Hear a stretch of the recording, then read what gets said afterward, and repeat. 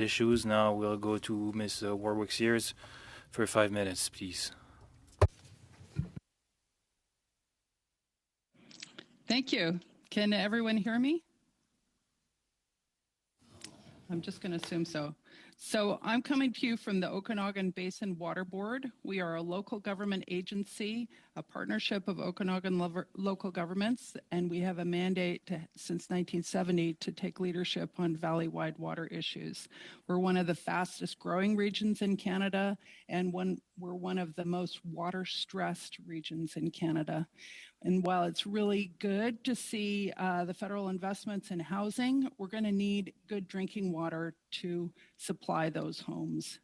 I want to talk to you about two really urgent issues that require timely investment by the Government of Canada right now to avert massive costs and suffering in the near future.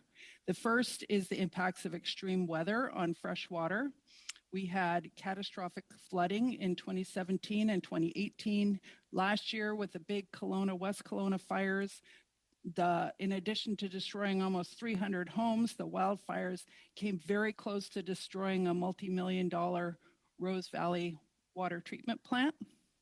At the same time, this summer, we're worried about the Drought Plateau, which is where all of our reservoirs are on the east side of the Okanagan Valley.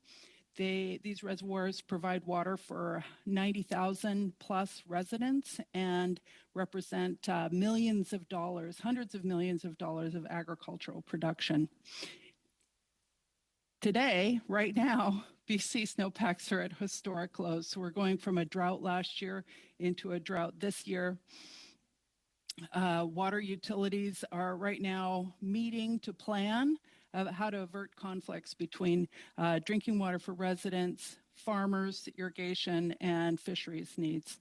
So I'm here to ask the Government of Canada to further invest in disaster mitigation and adaptation funding, to expand efforts to prevent damage from the floods, the droughts, and the wildfires, as well as expand water storage, upgrade irrigation systems, and fund drinking water infrastructure. The time for this investment is now. It takes a while for the funding to flow, and recovery is vastly more expensive than proactive mitigation.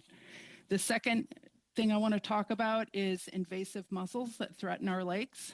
The Government of Canada is investing heavily in managing aquatic invasive species in the Great Lakes, but right now $0 are being invested to prevent invasion of zebra and quagga mussels to Western Canada.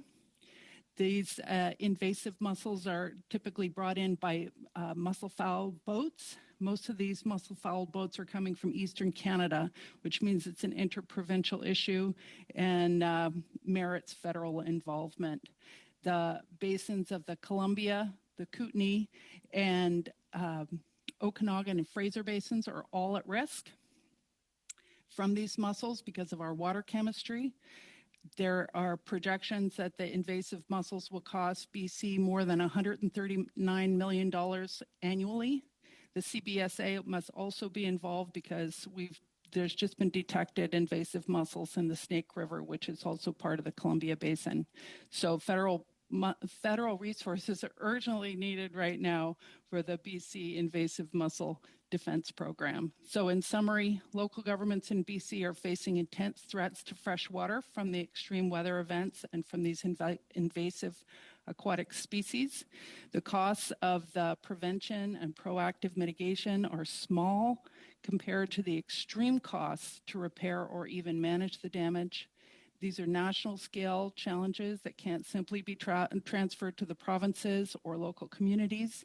And we're risking losing our local ecosystems, our salmon runs, our quality of life, our cultural values, and severely impacting local communities. So we're asking the government to invest in local government flood, drought, and wildfire mitigation.